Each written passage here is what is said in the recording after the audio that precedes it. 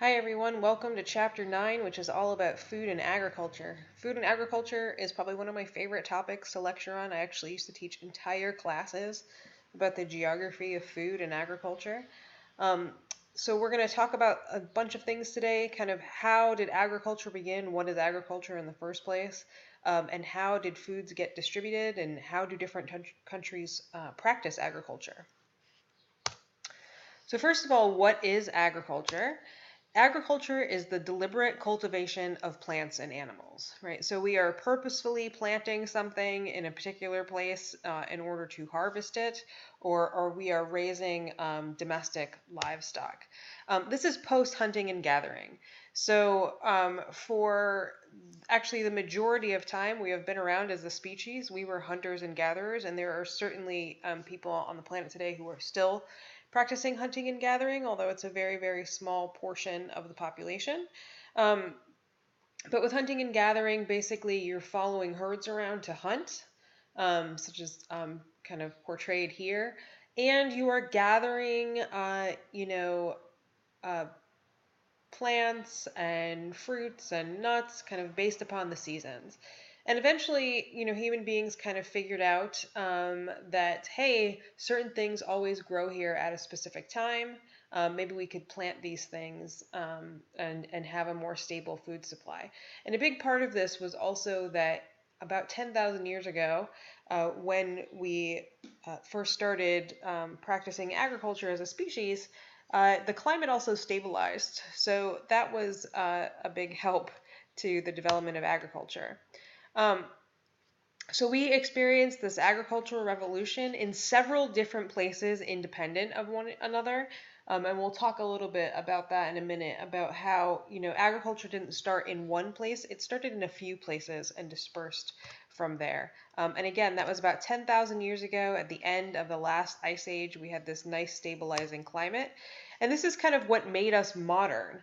Um, which what I mean by that is when we had a more stable food supply, then we could have higher populations, and we also would then have permanent settlements, right? So once you are not traveling around as kind of a small group, a tribe or a band, practicing this hunting and gathering, now you're in one place. Now you can also get specialized roles in the development of things like art, and different trades and these complex societies and governments. So agriculture was kind of a big kickoff for this.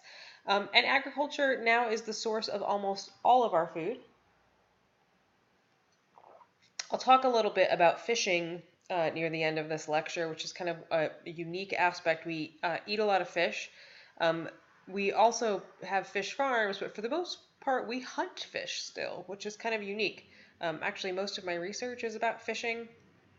Um, but yeah, we still hunt fish, which is again kind of a unique situation.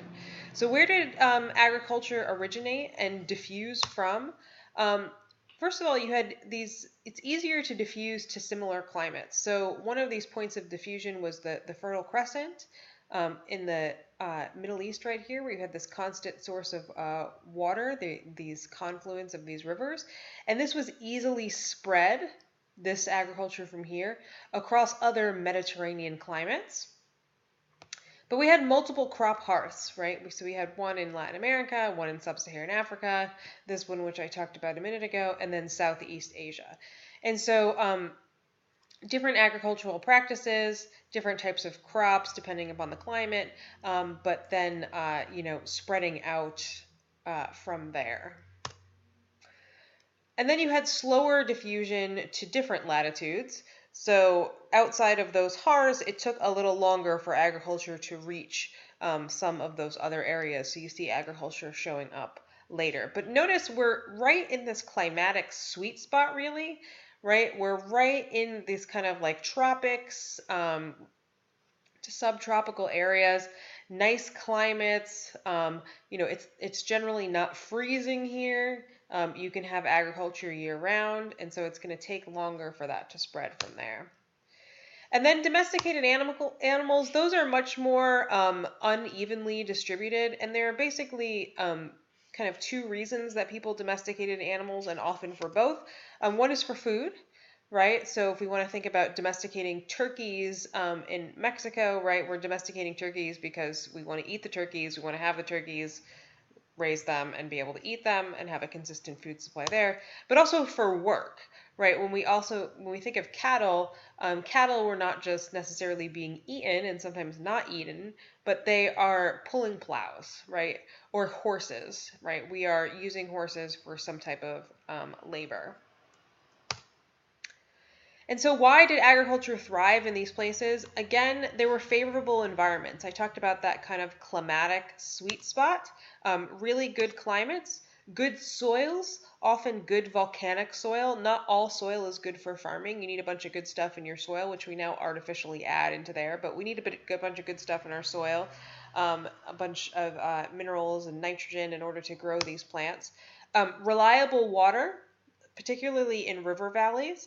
So we have agriculture that is dependent upon rain, which they're all somewhat dependent upon rain, but also when you have a river that is year-round flowing through, you can divert water off of that river through irrigation for your crops.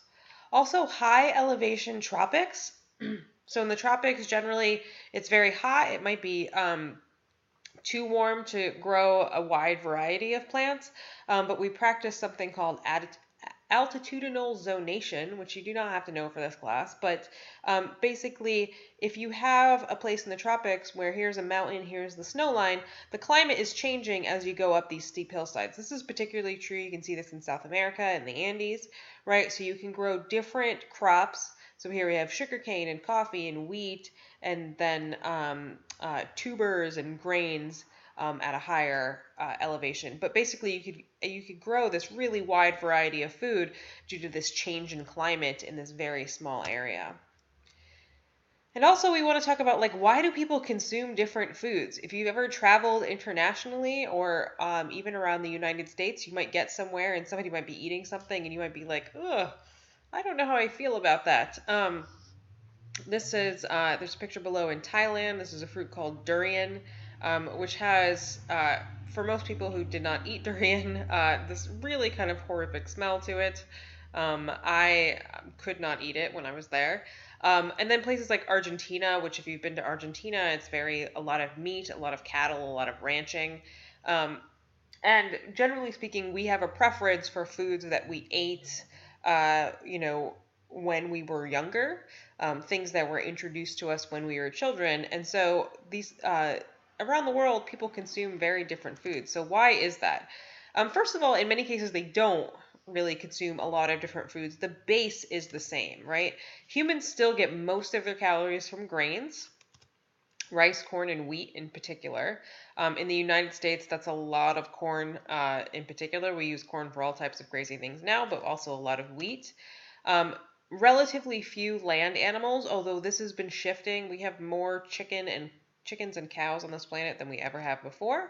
But primarily in the U.S., it's chicken, cows, and pigs. Other places also sheep and goats. But those geographic differences exist, right? So depending on where it is good to grow those different types of crops. When you look at rice being grown in Asia, rice needs a ton of water. And there's a lot of water there, generally speaking. So you can grow a lot of rice in Asia, and that is a staple. As opposed to in Mexico, there's less water, different type of ecosystem, so you have the development of corn. And in the United States, in the Great Plains, lots of wheat. And physical conditions also, like I said before, benefit certain crops and animals. When we get to your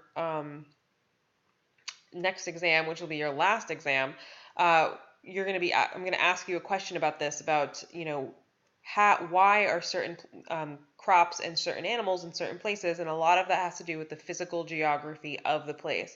So whether that's the grasslands that promote sheep grazing in New Zealand, the warmth and the rainfall that promotes sugarcane in different parts of the Americas, and particularly through Asia, or those milder climates farther away from the equator that are good for growing barley. So plants, again, that climate, that soil, and that topography, right? You can't graze sheep, generally speaking, on a steep mountainside. And animals, you need space, right? That's one of the reasons that we grow cattle very differently now, and we really do grow them. But generally speaking, a lot of these animals need a lot of space in order to graze. They also need water, and they need feed. So we now feed animals a lot of corn in this country, which is kind of unusual. And I'll talk about that a little bit later.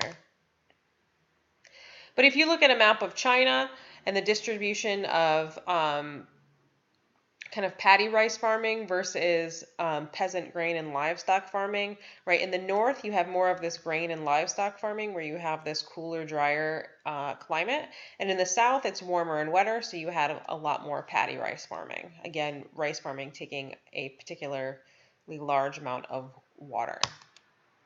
And then also, just as a kind of, we talked a little bit about place way back when, but agricultural practices really kind of get ingrained into our place and our identity of that place. So we can think about mascots based upon kind of competing agriculture, whether it's wheat or corn or dairy farming and cheese, right? Especially in America and many, many places what we kind of grow agriculturally is really kind of ingrained into our culture and our ideas about a place. Next, we're going to talk about cuisine, right? So we're talking about agriculture, the things that we grow, but then how do we put it together and eat it, right? We're not really just going out into the wheat field, grabbing a piece of wheat and then just eating it. We're doing all kinds of stuff with all the stuff that we're growing. So cuisine is really kind of that intersection of agriculture and culture. And it is always changing. Always, always, always. Food trends and what we eat are changing. In the United States, when I was a kid, and especially when my parents were children, we were generally speaking eating a lot less meat than we are eating now. Now it is not uncommon in the United States for people to eat meat 3 times a day, as opposed to when my dad was a kid, shortly after World War II, meat was a once or twice a week thing. Nothing and everything is authentic at the same time. And what I mean by that is because food practices are always changing, there is no kind of pure Thai food or pure Korean food. There are things where you can go to a Korean restaurant or something in the United States and it's probably more closely replicating what is being eaten by more people in Korea. But it's a little weird to think about what is authentic food and what is not authentic food. What makes it authentic, what doesn't? Is it the spices that are in it? Is it the way it's being cooked? Is it who's cooking it? But they are shaped by, cuisine is shaped by agricultural patterns. So what is being grown there and what is being produced? Necessity, right? Again, what do we have and what do we have an abundance of and what do we not have? History, right? How are we acquiring these things? Migration. So you think about kind of this mix of this Korean taco. We think about people migrating to different places. And I talked about this before when I talked about banh mi, people taking their food practices with them. But these foods and practices, get diffused globally just like agriculture did, and driven by something called the Columbian Exchange, which was during the 15th and 16th centuries when you had this really massive exchange of spices and foods between Old World and New World, between the Americas and Europe and Asia. So you get a lot of kind of unique things that we're moving around the planet. And I'll give an example of that in a minute. Colonization. So people going to other countries, colonizing them, taking some of that food with them. Again, think about the banh mi. And then people also moving to the countries who colonized them originally. So we think about Indian food in London. And again, so migration, people moving back and forth, and globalization as well. So now we have global markets. I'll talk a little bit more about that too in a minute, but we have global markets where you can now go to a grocery store, especially if you go to a specialized grocery store, you can buy food from all over the world. And so my example I'm going to give you is this pasta dish, which you might be like, this is very Italian, right? Well, it's a lot more than that. It's actually an Indian, Chinese, Peruvian, Italian, American food. So India, because that's where the basil that's sitting on the top originated. Chinese. Asia is thought to be where pasta, particularly noodles, originated, but that practice of making pasta. Peruvian, because tomatoes are not native to Europe. They originated in Peru and migrated out from there during that Columbia exchange. Italian, because generally speaking, this tomato on pasta is kind of an Italian makeup. And American, because this is really an Americanized style of that pasta. So one of the things that I would have students do as a final project in my geography of food class was pick a food and kind of talk about how the different pieces of it had migrated globally in order to get to where they are today. The third question I want to talk about is, where is agriculture distributed? Right? So we talked about kind of how it began and where it moved from, but we want to know now, where are different types of agriculture practiced, and I'll talk about the two major types of agriculture and the big differences between more and less developed countries. More developed countries, which I'm talking about as MDCs, and less developed countries, I'm talking about LDCs. And so there are two really broad types of agriculture and a lot in between. But these are kind of the two ends of the spectrum. The first one is subsistence agriculture, where basically you are growing stuff to feed yourself and your family. So you are farming a plot of land, in order to feed you and your family. You might, sell a little bit of it, but it's primarily for you and your family. This is occurring in mostly in less developed countries. It's mostly small scale, so smaller plots of land, and a lot of it is being done by manual labor and not kind of industrial farming machinery. The second is commercial or profit motivated agriculture, where basically we are growing stuff in order to sell it on a market. Sometimes it's a local market, sometimes it's a global market. More often than not now, it is a global market. This tends to happen in more developed countries, although it does happen in less developed countries, and I'll talk about that. It tends to be more large scale and it tends to be mechanized, so using machinery. So what do I mean by that? Here is subsistence wheat farming in India, right? Very manual, people picking this wheat, versus commercial wheat farming in the United States. Lots of machinery, lots of fossil fuels, right? Lots of pesticides and fertilizers. We also have something called pastoral nomadism, which is a type of subsistence. And so basically you have people who have grazing herds.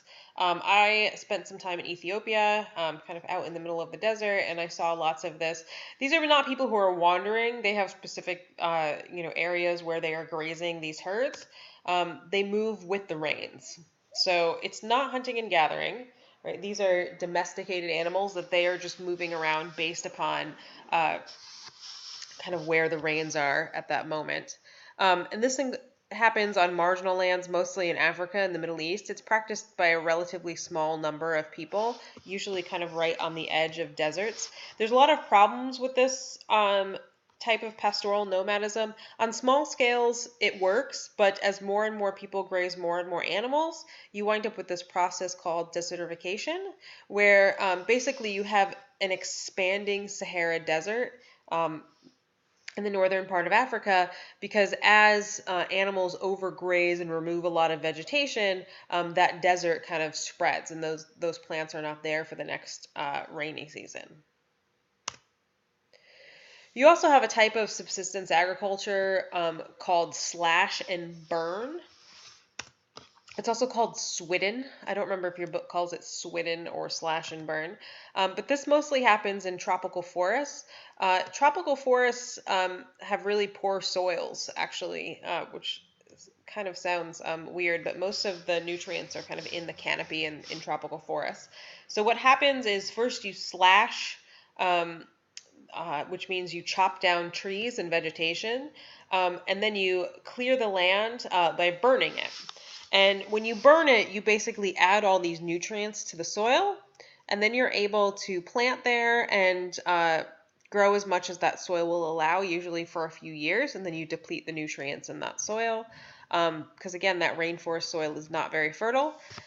And then you move on and you let that land fallow. And so by fallow, we're going to let that land rest. We're not going to farm on it. And ideally, that vegetation is going to grow back. It is sustainable at a small scale. It's is practiced and was practiced in the Americas.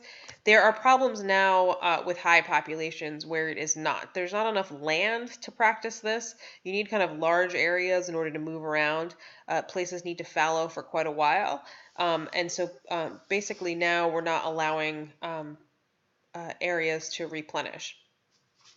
And this has to do with political and property boundaries. People who practice slash and burn agriculture are being kind of smushed onto smaller and smaller pieces of land.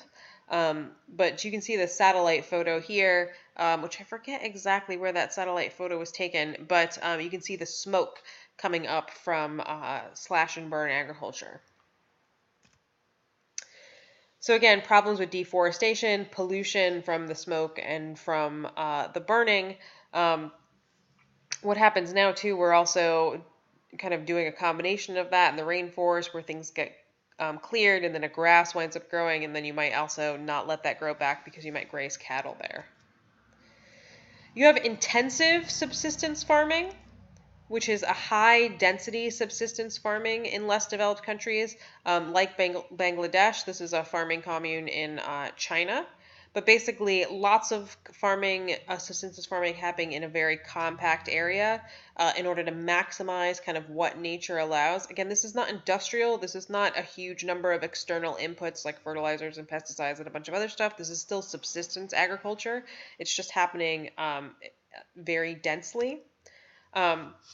Lots of double cropping or planting two crops together or rotating crops around based upon the season. And then you also have plantation farming. So when I talked about earlier that mostly you had subsistence farming in less developed countries and commercial farming in more developed countries, this is commercial farming in less developed countries. And this is a legacy of colonialism. So again, we talked about colonialism. We talked about Europeans going out and colonizing parts of the planet.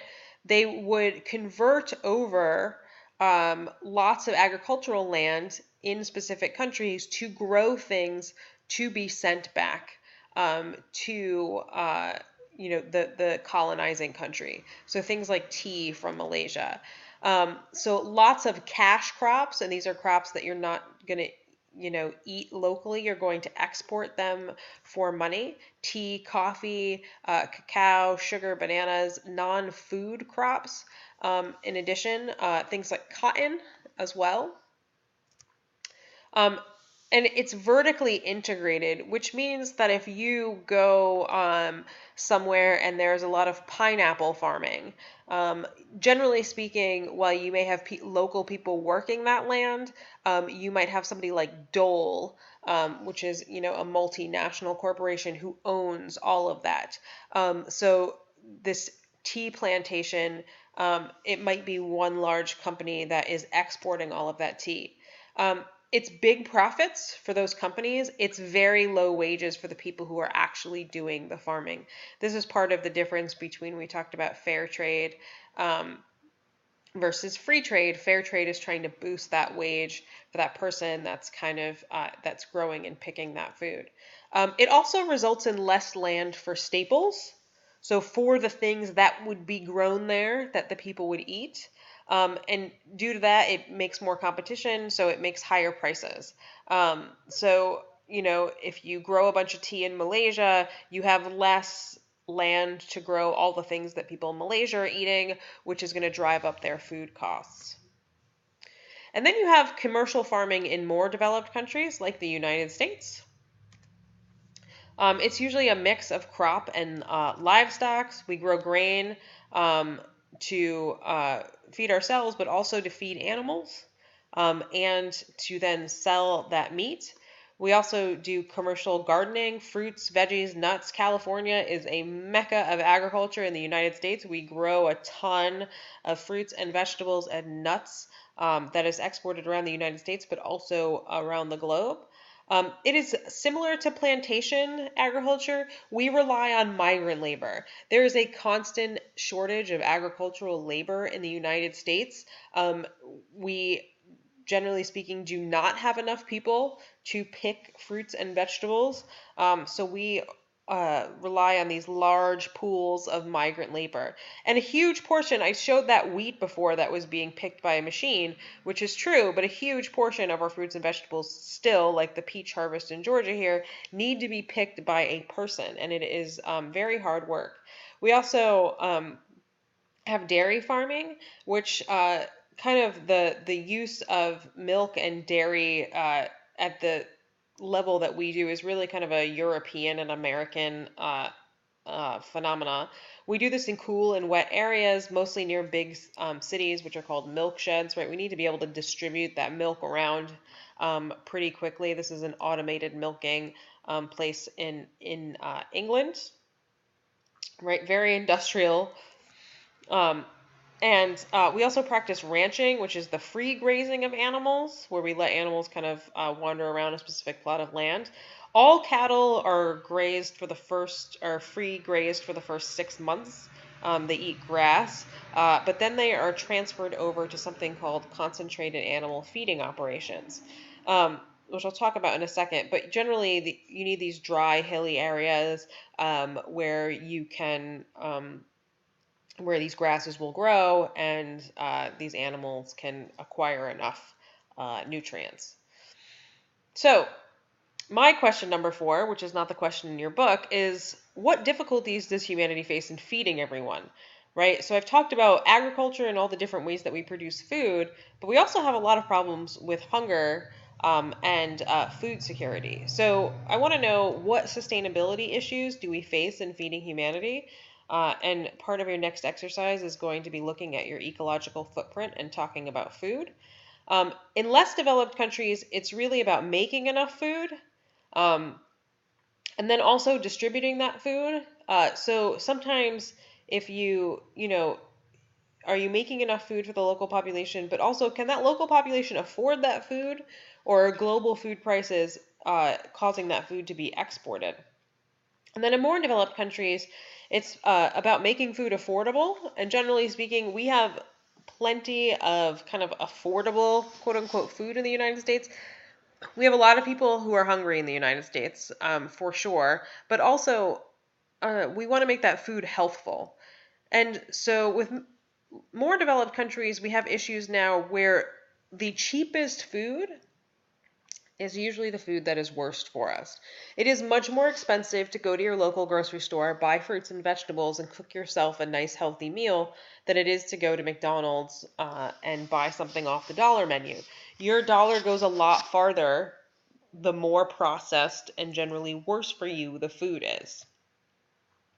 And so you have other problems that emerge from these problems, such as malnutrition in less developed countries, but then things like obesity and diabetes and weight-related diseases in more developed countries. Right, we have differences in consumption. In less developed countries, generally speaking, they are having fewer calories per capita. You can see a Ghanaian breakfast here versus an English breakfast, which is quite large. Um, Often not enough calories in less developed countries. They're eating less meat in general because it requires land and feed. Meat is kind of expensive to produce. In more developed countries, we are having more calories per capita, often too much.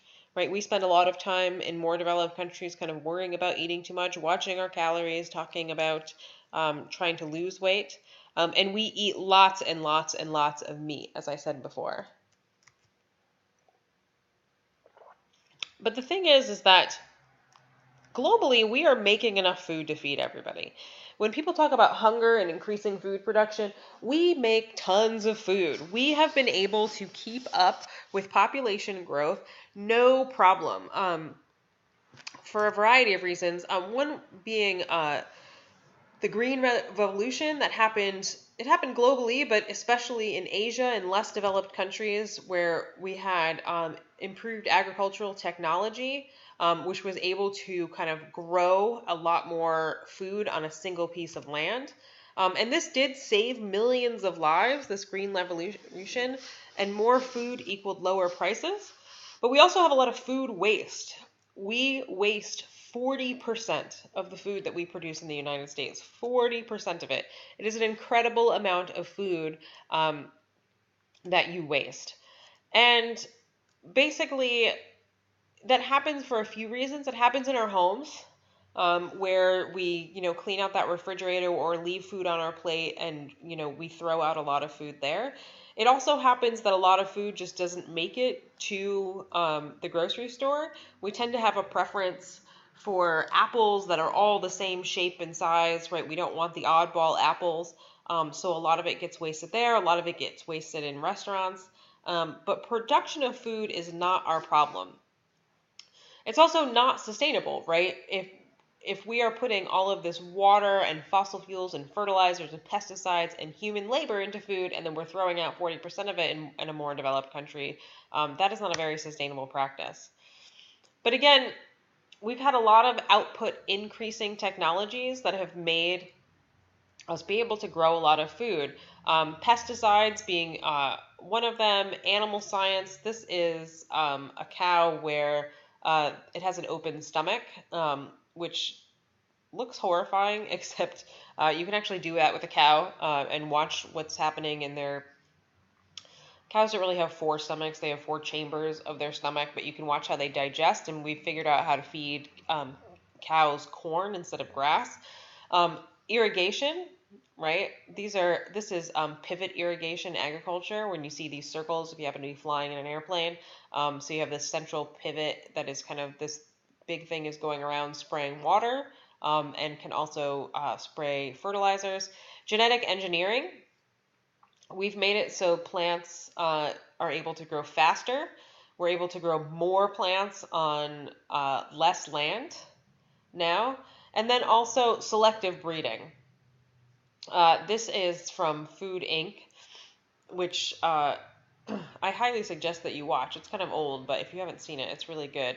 It is a documentary that was made, I want to say, over a decade now. But basically, it used to take 68 days to make a chicken, and now it takes 47 days.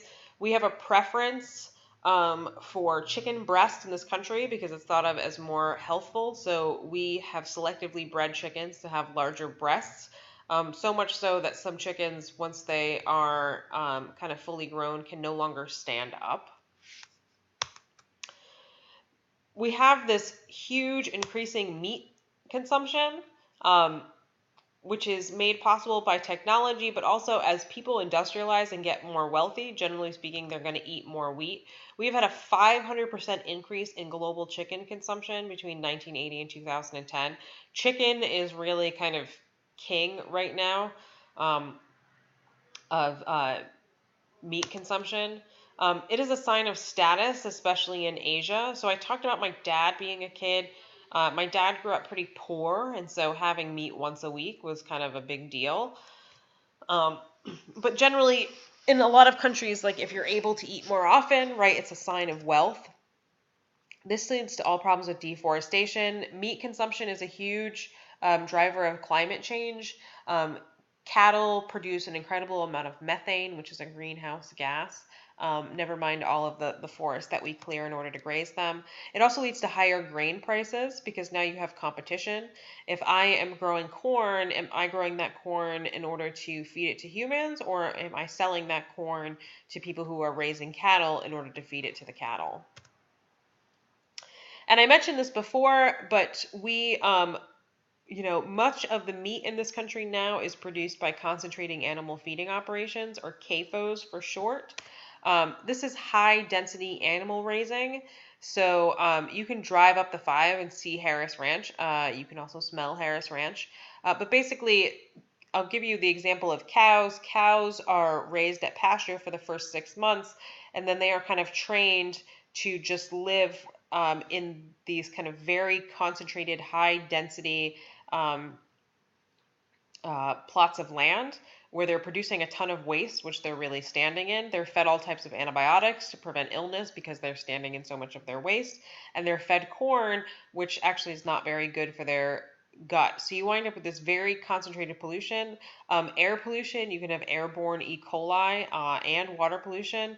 And there's also moral concerns over the treatment of animals. So a lot of people choose to become vegetarians not because they are opposed to the idea of eating animals altogether, but they are just opposed to how animals are kept. So if you have chickens who can't stand up and pigs who never see the light of day, who don't have enough room to even kind of turn around, is that an ethical treatment of animals? But this does keep prices down. This is one of the ways in which meat has been kept so cheap. Fishing, which I'll only talk about for a second, this was that kind of oddball where, it's kind of one of the last things that we hunt, and it's what most of my research is about. It is the only viable protein for many people. So in lots of the world, fishing is, you're not getting beef and chicken and pork. Your protein is coming from that fish. It does not require land or fresh water sometimes. We are raising fish. We're now practicing a lot of aquaculture, which is what that picture is at the bottom. But we are now kind of managing to feed some of these fish corn. Um, we have depleted stocks from overfishing, which most of our fish species are going to collapse by 2050. And when I say they are going to collapse, I do not actually, as a fishery scientist, have a lot of faith that they're not going to collapse. Overfishing is a huge problem.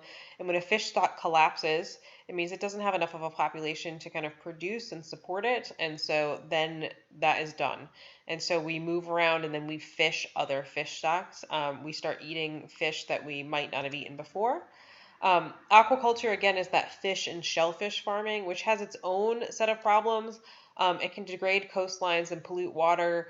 You can have invasive species where you have genetically engineered salmon get out of the fish ponds and wind up kind of messing with local populations. Sometimes. Some fish are very sustainably farmed. Tilapia being one of them. Some fish are not sustainably farmed. Farmed salmon is very polluting. And it can also cause overfishing because sometimes you are catching smaller fish in order to feed to these fish that are in these fish ponds. I also want to talk about the globalization of food supply chains, right? So we have free trade and food processing that is happening all over the planet, which leads to lower prices. It is not uncommon to catch salmon in the United States, ship it to China to be processed, and ship it back to the United States to be sold. But this leads to a question of how do you know where your food is from? It is labeled, right? But when you buy ground beef, there's actually no way of knowing exactly how many animals are in there. And so this ground beef here is a product of Australia, USA, Nicaragua, and New Zealand, right? Um, this juice, apple juice concentrate, filtered water, and concentrated juice, um, concentrates from Germany, Austria, Italy, Hungary, Argentina, Chile, Turkey, Brazil, China, and the United States. So sometimes when we buy our raspberries in the store, there's a very clear link of where it came from, but sometimes there's not. And so you can think about, kind of who's getting the short end of the stick in these supply chains. How are you quality controlling ground beef that might be coming from, 4 or 5 different countries in your package? Food security, which is another term for hunger, uh, basically meaning that you don't always have enough food to eat, and there are different levels of food insecurity, but it's irregular access to healthy food. So there are plenty of people in the United States who are food insecure, who, aren't food insecure of this level of this famine that happened in Bangladesh in 1975, but they are food insecure as opposed to they're skipping meals or they are feeding the available food to their children and not to themselves. Um, it happens in more developed countries due to lack of access and something called food deserts.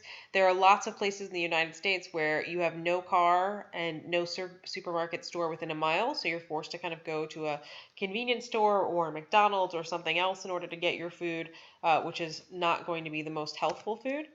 Again, bad food is cheap. In less developed countries, um, it often happens from localized environmental problems such as drought, political instability, right? It's really hard to grow food if you're in the middle of a war, and then also food becomes kind of a bargaining chip.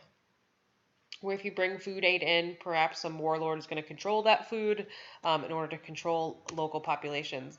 And then market forces. Again, are you able to afford that food, or is that food being sold on a global market and then you cannot afford it? The last thing that I'm going to end this lecture with is a little kind of examples from this picture book. Picture book is probably the wrong word, but this book called Hungry Planet, which I love, and it kind of just shows what people eat from around the world and gives us an idea of kind of these differences in consumption. And it's a beautifully photographed book too. But if we look at this family in Japan, right, this is kind of a more developed country. They spend about $317 a week on food. This book is now probably 6 or 7 years old, I'm guessing, right? Favorite foods: sashimi, fruit, cake, potato chips, right? Still have some fresh foods in here, have kind of lots of very specialized processed foods as well. Lots of fish, right? So this is their food for an entire week as a family. This is from the United States. They spend $341 a week on food for this family of 4. Favorite foods: spaghetti, potatoes, sesame, chicken. If you look in the United States and a lot of more developed countries, there is very little fruits and vegetables. It's just right there. But most of it's processed, right? A lot of what we eat right now is processed foods. Lots of things that have lots of sugar, lots of meat. Look at all the meat that is sitting right there. Also, I'm not judging what people eat. I'm just pointing out changes, differences in how people around the world eat. This is a wealthy family in Germany who spends about $500 a week on food. Again, lots of meats, lots of beverages here, lots of processed foods. There are some fruits and vegetables, but lots of meats, yogurts, lots of sugary drinks. This is a family from Mexico, spending less money on food, $189. Still have the processed foods that are happening there, right? Mexico can be considered kind of a middle developed country. And we'll talk about development too, what we mean in either the next chapter or the chapter after that. And development does not mean that kind of one, it's basically economics and a bunch of other metrics, but it doesn't mean to rank countries as more developed as better than less developed. But if you look at this Mexican family, right, you still have lots of fruits and vegetables here, and even some homegrown ones. And then you look at less developed places. This is Ecuador, right? $31 a week, family recipe, potato soup with cabbage, right? There is, I'm hard pressed to find any processed foods in this mix right here. Lots of potatoes. Here is a family from Ulaanbaatar, $40 a week, right? So again, this climatically, they have less access to fruits and vegetables, lots more meats and eggs. And then you look at a place like Chad, this family is eating for $1.23 a week. A lot of it is grains, right? They are, generally speaking, not getting enough calories per week and are food insecure. And that is the end of Chapter 9 on food and agriculture.